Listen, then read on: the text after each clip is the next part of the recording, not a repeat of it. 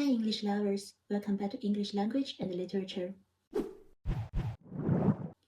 Today, I want to share a beautiful and emotional book called Love That Dog by Sharon Creech.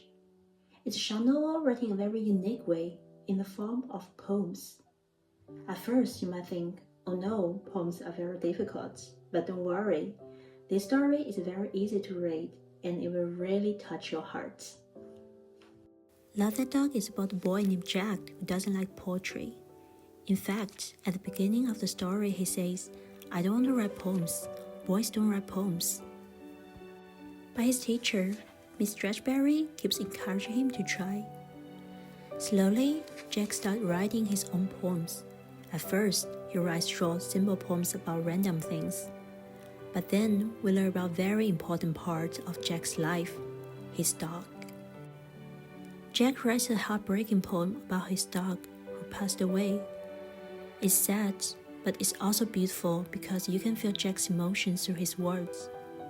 The story shows how writing a poetry can help us express feelings that we don't know how to say out loud. The most touching part of this book is when Jack writes a poem called Love That Dog. In this poem, he talks about how much he loved his dog, how they play together, and how he misses him every day. It made me feel really emotional because many of us have pets, and we know how special they are in our lives. The poem is simple but powerful. It shows us that even kids can write poetry and they can express their feelings through it. I also love how Jack's attitude changes throughout the story. At the beginning, he says, I don't like poetry. But by the end, he's proud of his poems and even shares them with the class. I think Love That Dog is a great book for anyone who's learning English or wants to read something emotional and meaningful. It's easy to read, but it has a lot of deep emotions inside. The book taught us that it's okay to express your feelings, even if it's through simple words.